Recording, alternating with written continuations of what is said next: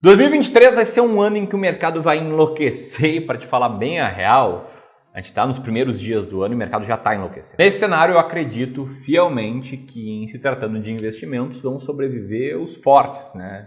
Não literalmente, mas sim os mais preparados, aqueles investidores que têm estratégia clara, entendem o que é o longo prazo, que sabem o que estão fazendo. E, enfim, esse vídeo aqui é para te explicar o que vai acontecer em 2023, os riscos do ano de 2023 e principalmente como se tornar um investidor melhor, como estar bem preparado, como tomar boas decisões de investimentos. Se isso interessa para ti, se você já é clubista, deixa o dedo no like, se não é, te inscreve no canal, clica no sininho e comenta aqui abaixo o que você está achando dessa loucura de início de ano. Deixa aqui o comentário.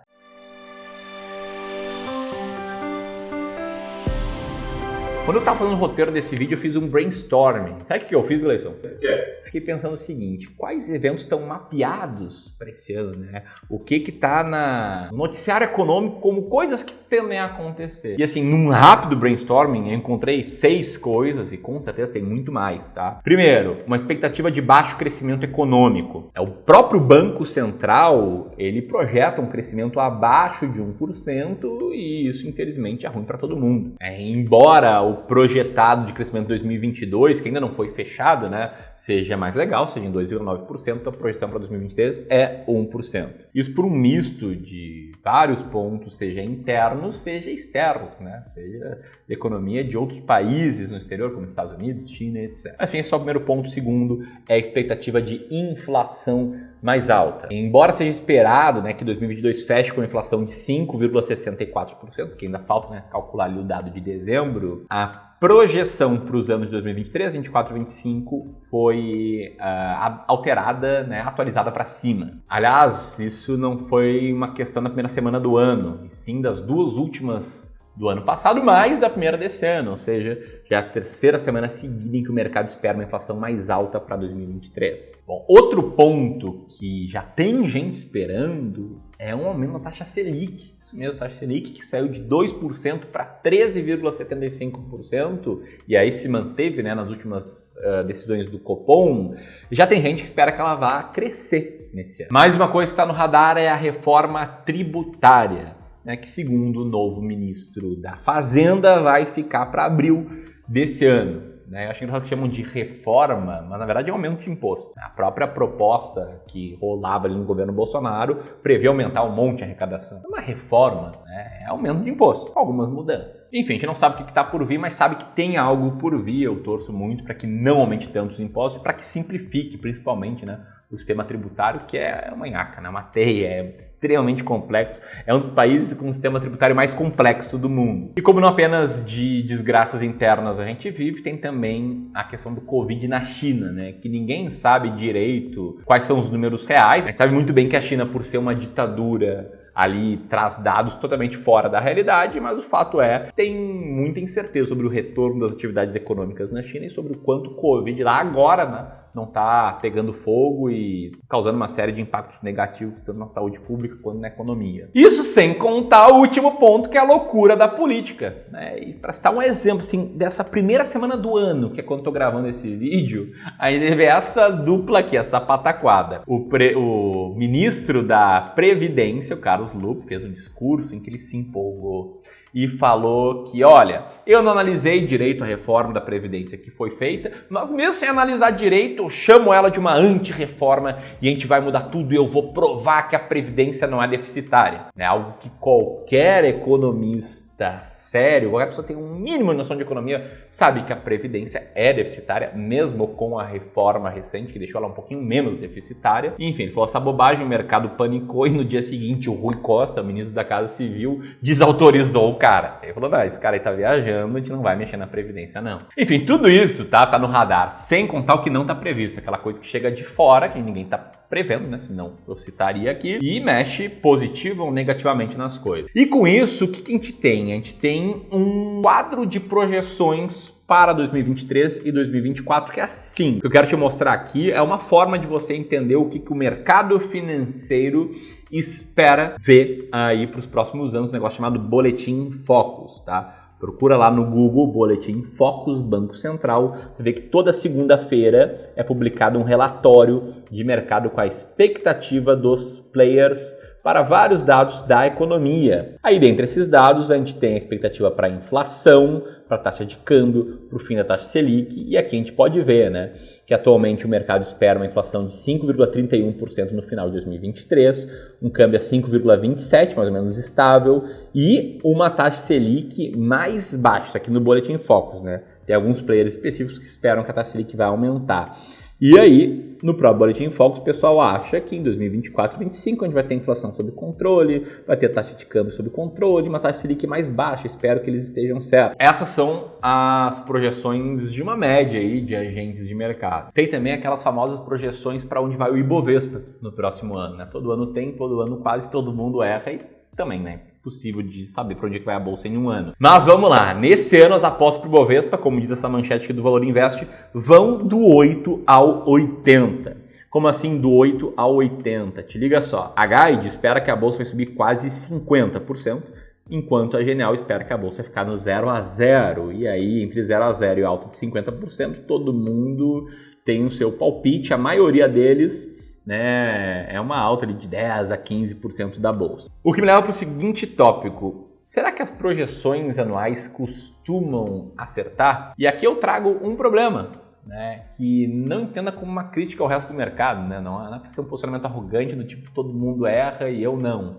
É algo que eu acredito que acontece comigo também, que é a incapacidade total do ser humano de fazer projeções de curto prazo, em especial quando essas projeções são sobre pontos como câmbio, inflação, bolsa de valores, que são variáveis que são afetadas por milhões de outras variáveis. A projeção que eu faço, que eu me sinto bem em fazer, é olha, que em 30 anos a bolsa vai ser um bom investimento. Tá? Isso eu acho que realmente tende a acontecer e tem vários dados aí históricos que me provam isso. Agora, se a bolsa vai chegar a 130 mil pontos, vai ficar em cento e poucos mil pontos em 12 meses, eu não tenho a menor ideia, e essa galera erra projeções. Vamos dar uma olhadinha aqui no que os caras pensavam que ia acontecer com a bolsa no início do ano passado, tá?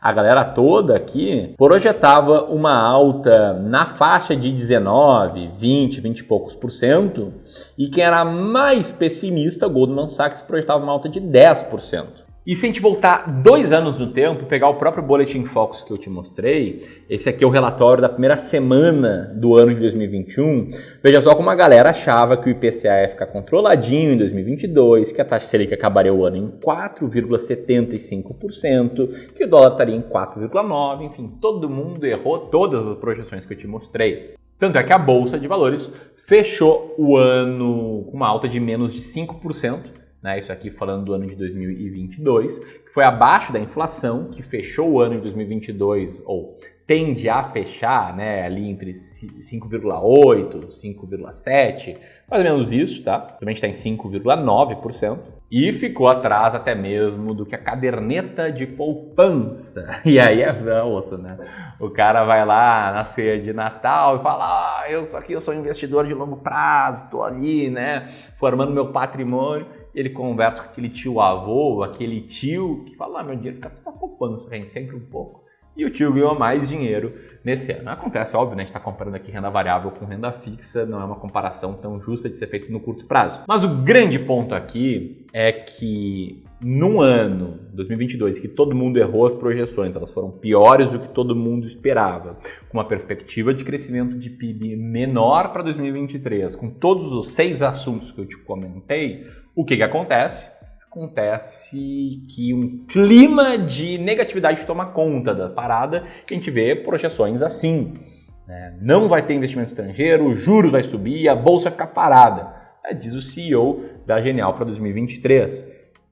Aí, é claro, ele tem seus motivos para justificar isso, ele tem mais anos de mercado do que eu, por exemplo, mas a gente vê muitas dessas projeções pessimistas tomarem conta. São essas projeções pessimistas, a falta de paciência dos investidores com 3 anos de resultados bem ruins, né, mais ou menos assim, de bolsa, e um monte de notícia ruim no ar, que criam essa incerteza, que faz com que isso aqui aconteça. Tá? Esse aqui é um gráfico do índice de preço por lucro da Bolsa de Valores e a interpretação que quanto menor, mais barata está a Bolsa. Você pode ver que desde o início de 2022 até até agora, a bolsa está com preço por lucro muito, mas muito baixo, abaixo de 5 vezes. Em toda essa série aqui, a bolsa nunca ficou tanto tempo com preço por lucro tão baixo quanto atualmente, e ele só esteve baixo em grandes crises, como a crise que se causou quando Lula foi eleito em 2002, como a crise do subprime em 2008 e como a crise do Covid, que nem ficou tão baixo, né, mas caiu rápido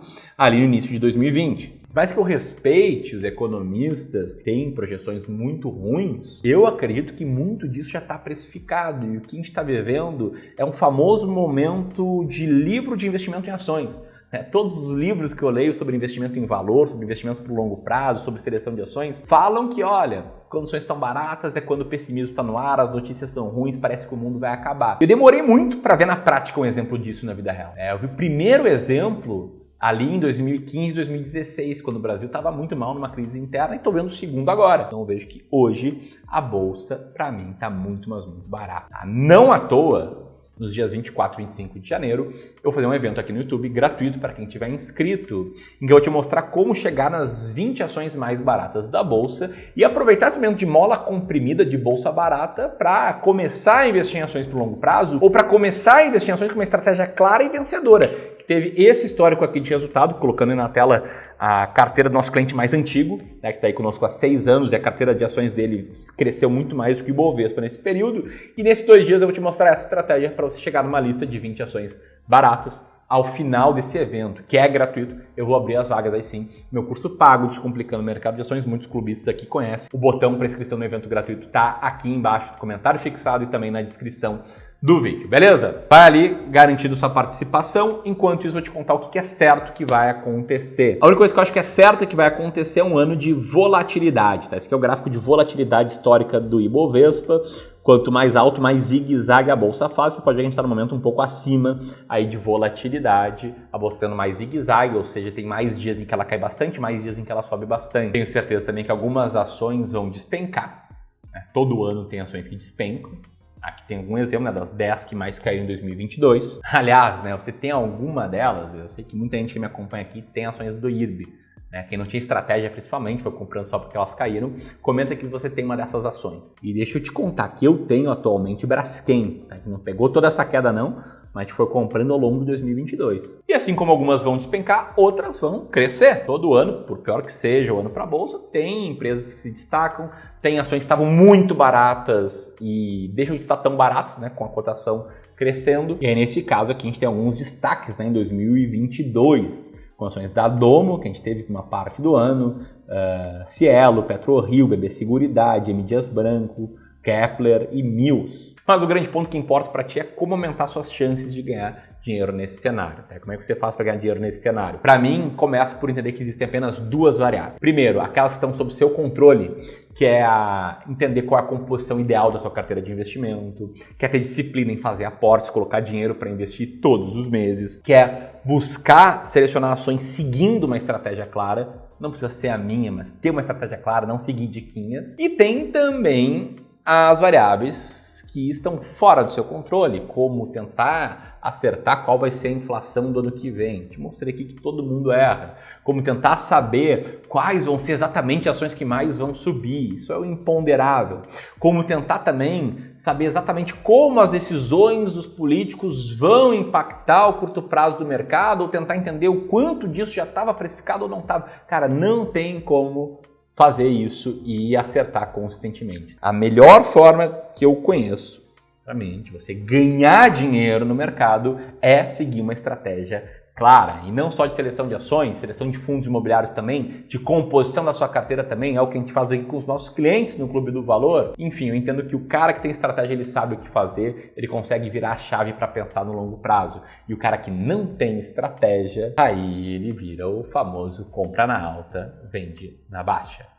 É o cara, por exemplo, que vai agora migrar tudo para renda fixa, justamente com a taxa Selic no topo ou perto do topo, e vai acabar perdendo o movimento de alta em renda variável que costuma acontecer, não é uma garantia, quando a taxa Selic cai. E aí eu estou no mercado há tempo suficiente, trabalhando com educação financeira há tempo suficiente para saber que é muito difícil de segurar investidores que estão tendo 2, 3 anos de retorno ruim a migrarem para a renda fixa. Tem muita gente que migra mesmo e por isso que muita gente, infelizmente, perde dinheiro no longo prazo. Porque são poucos que estudam como você está estudando, que assistem um vídeo como esse até o final, conseguem virar a chave para pensar no longo prazo e para ter uma carteira de investimentos formada por ações baratas, bem diversificada, também com renda fixa e seguindo a famosa estratégia de rebalanceamento, que é o que a gente faz aqui no Clube do Valor. Que é a resposta para a pergunta, o que a gente está fazendo? O que a gente está fazendo é o seguinte, a gente pega cada cliente nosso, entende qual a alocação ideal desses clientes, né? Isso é o primeiro passo, a gente faz isso aqui com qualquer cliente que chega, a gente monta uma carteira seguindo a alocação ideal, nesse exemplo aqui 40% renda fixa, 60% renda variável.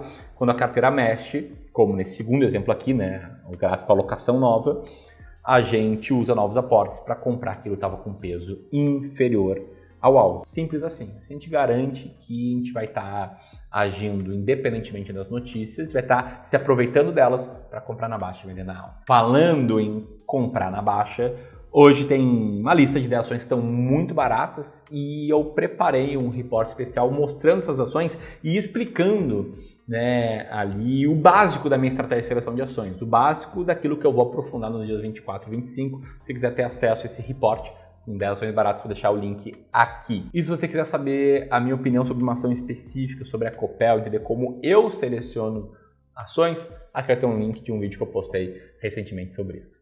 Um grande abraço e até mais.